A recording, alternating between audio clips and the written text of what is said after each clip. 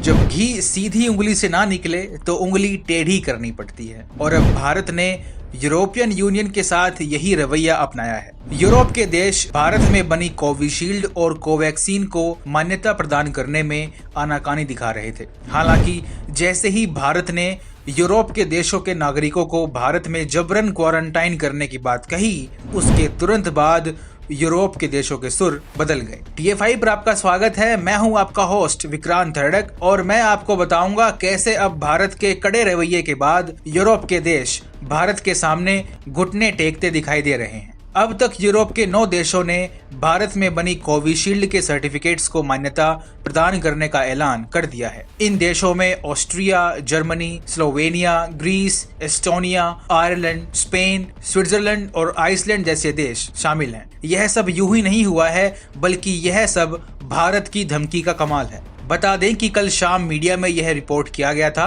कि भारत ने यूरोपीय देशों के दोहरे रवैये को लेकर यूरोप को बेहद कड़ी भाषा में जोरदार संदेश भेजा है। भारत ने EU को स्पष्ट कर दिया था कि अगर यूरोपियन यूनियन कोविशील्ड को मान्यता प्रदान नहीं करता है तो वह यूरोप से भारत आने वाले नागरिकों को जबरन क्वारंटाइन करेगा, फिर चाहे उन्हें कोई वैक्सीन लगी हो या नहीं। इसके बाद अब यूरोप के देशों के रुख में बड़ा बदलाव देखने को मिला है। बता दें कि अभी यूरोप में यूरोपियन मेडिसिन एजेंसी द्वारा प्रमाणित वैक्सीन के सर्टिफिकेट ही मान्य होते हैं। EMA ने सिर्फ 4 वैक्सीन को मान्यता प्रदान की हुई है, जिसमें फाइजर, मॉडर्ना, एस्ट्राजेनेका और जेनसेन शामिल हैं।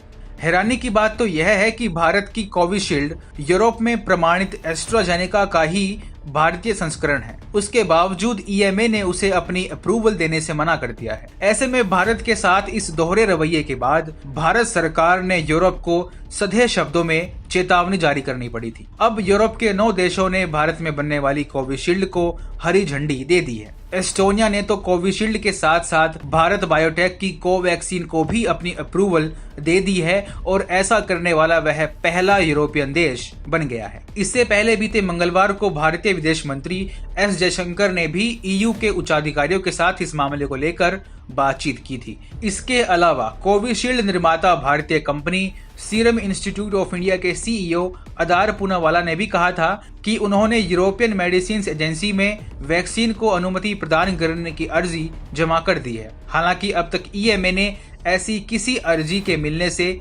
इनकार किया है। पूनावाला ने हाल ही में ट्वीट किया था, मुझे एहसास है कि बहुत से भारतीय जिन्होंने कोविशील्ड वैक्सीन लगवाई है उन्हें यूरोपियन संघ की यात्रा के साथ समस्याओं का सामना करना पड़ रहा है।